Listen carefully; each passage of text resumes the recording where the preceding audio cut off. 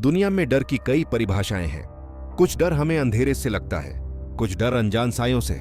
लेकिन भारत के दिल राजस्थान में एक ऐसी जगह है जहां डर का दूसरा नाम है भानगढ़। अरावली की पहाड़ियों के बीच छुपा हुआ यह किला दूर से देखने में किसी शानदार इतिहास की गवाही देता है, लेकिन जैसे जैसे आप इसके करीब जाते हैं, हवा में एक अजीब सा भारीपन महसूस होने लगता है। एक ऐसी ठंडक जो मौसम की नहीं बल्कि किसी अनजान ताकत की है। सरकार भी इस जगह की सच्चाई से इनकार नहीं कर पाई। शायद यही कारण है कि आर्कियोलॉजिकल सर्वे ऑफ इंडिया यानी एएसआई ने इस किले के मुख्य द्वार पर एक चेतावनी लिख रखी है। सूर्यास्त के बाद और सूर्योदय से पहले इस सीमा में प्रवेश वर्जित है। सोचिए, आखिर इन खंडहर दीवारों के पीछे ऐसा क्या छुपा है कि कानून को भी मौत की लकीर खींचनी पड़ी? क्या यह सिर्फ अंधविश्वास है या सच में यहाँ की मिट्टी में आज भी वो चीखें दफन हैं जो सदियों पहले खामोश कर दी गई थीं? लेकिन भानगढ़ हमेशा से ऐसा नहीं था। आज जो वीराना आपको दिखाई देता है, वहां कभी जिंदगी मुस्कुराती थी। 16वीं शताब्दी में महाराजा भगवंत दास ने अपने छोटे बेटे माधो सिंह के लिए इस नगर की स्थापना की थी। कल्पना कीजिए उस दौर की, जब इन टूटी फूटी सड़कों पर घोड़ों की टापों की आवाजें गूंजती थीं, बाजारों में खुशबू और रौनक हुआ करती थी। भानगढ़ एक खुशहाल नगर था जो अपनी सुंदरता और मजबूत किले के लिए जाना जाता था। वहां के मंदिर, वहां के महल कला का एक अद्भुत नमूना थे।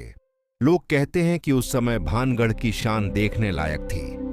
लेकिन कहते हैं ना कि वक्त और किस्मत बदलते देर नहीं लगती। इस खुशहाल नगर की किस्मत में एक ऐसा काला अध्याय लिखा जाने वाला था जिसने इसकी तकदीर हमेशा के लिए बदल दी। और उस बदलाव का कारण बनी भानगढ़ की राजकुमारी रत्नावती। रानी रत्नावती, कहा जाता है कि पूरे राजस्थान में उनके जैसा सौंदर्य किसी के पास नहीं था। उनके रूप की चर्चा दूर दूर के राज्यों तक फैली हुई थी। जब वो अपने महल की छत पर आती थीं, तो मानो चांद भी शर्मा जाता था। कई राजा और राजकुमार उनसे विवाह करने के सपने देखते थे। लेकिन उसी नगर के अंधेरे कोने में एक और शख्स था जो रत्नावती को चाहता था। वह कोई राजकुमार नहीं बल्कि सिंधिया नाम का एक खौफनाक तांत्रिक था।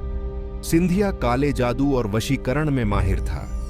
वह जानता था कि सीधे तौर पर वह राजकुमारी को कभी नहीं पा सकता। उसकी सूरत और उसका पेशा दोनों ही राजकुमारी की दुनिया से अलग थे। लेकिन उसकी हवस और जुनून ने उसे अंधा कर दिया था।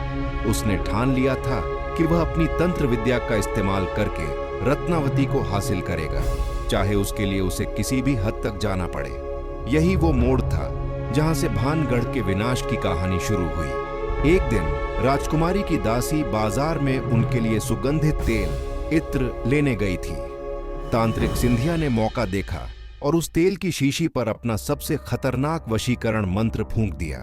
उसका प्लान था कि जैसे ही रत्नावती ये तेल लगाएंगी, वो सम्मोहन में बंध कर सिंधिया के पास चली आएंगी।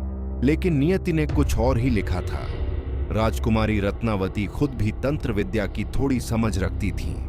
जब दासी वो तेल लेकर आई तो राजकुमारी को उसमें से आती हुई नकारात्मक ऊर्जा महसूस हो गई। उन्होंने बिना देरी किए वो शीशी अपने हाथ से छोड़ी और सामने पड़ी एक विशालकाय चट्टान पर दे मारी। शीशी टूट गई और तेल उस चट्टान पर गिर गया। सिंधिया का जादू इतना प्रबल था कि वो बेजान चट्टान ही तांत्रिक की तरफ खींचने लगी। वो भारी पत्थर हवा को चीरता हुआ सिंधिया की तरफ बढ़ा और उसे बुरी तरह कुचल दिया। अपनी आखिरी सांसों में दर्द से तड़पते हुए सिंधिया ने भानगढ़ को वो श्राप दिया जो आज भी इस हवा में गूंजता है। उसने कहा, आज की रात ढलने से पहले यह पूरा नगर खत्म हो जाएगा। यहाँ कोई भी जीवित नहीं बचेगा और इनकी आत्माएं सदियों तक यहाँ भटकती रहेंगी। लोग कहते हैं कि तांत्रिक के मरने के कुछ ही समय बाद भानगढ़ पर पड़ोसी राज्य ने आक्रमण कर दिया। लेकिन वो कोई साधारण युद्ध नहीं था, वो एक नरसंहार था। उसी रात दुश्मन की सेना ने भानगढ़ में प्रवेश किया और कत्ल ए आम मचा दिया। बच्चे, बूढ़े, औरतें, किसी को नहीं बख्शा गया। महल के गलियारे जो कभी फूलों से महकते थे, वो खून से भर गए। कहा जाता है कि रानी रत्नावती का भी उस हमले में दुखद अंत हुआ। हजारों लोगों की दर्दनाक मौत एक ही रात में हुई। सोचिए, जब हजारों लोग बिना अपना समय पूरा किए अत्यंत पीड़ा में मरते हैं, तो उनकी ऊर्जा कहां जाती है? वो ऊर्जा वहीं रह गई, उन खंडहरों में, उन दीवारों में, बदला लेने के लिए, मुक्ति पाने के लिए। एक हंसते खेलते शहर का अंत इतना भयानक था कि वहां की मिट्टी ने भी वो खून सोख लिया और बदले में उगल दिया। कभी न खत्म होने वाला डर। आज सदियां बीत चुकी हैं, लेकिन भानगढ़ में एक अजीब घटना देखने को मिलती है। अगर आप वहां के खंडहरों को ध्यान से देखेंगे तो पाएंगे कि वहां किसी भी घर पर छत नहीं है। दीवारें खड़ी हैं, दरवाजे हैं, लेकिन छत गायब है। स्थानीय निवासियों का कहना है कि जब भी कोई वहां छत बनाने की कोशिश करता है तो वो छत अपने आप गिर जाती है। मानो उस तांत्रिक का साया आज भी वहां किसी को बसने नहीं देना चाहता। गांव के लोग कहते हैं कि रात के सन्नाटे में उन बिना छत के घरों से अजीब सी फुसफुसाहट सुनाई देती है। कभी कंगन खनकने की आवाज आती है तो कभी किसी के रोने की। कई बार पर्यटकों ने महसूस किया है कि कोई उनका पीछा कर रहा है, जबकि पीछे मुड़ने पर कोई नहीं होता।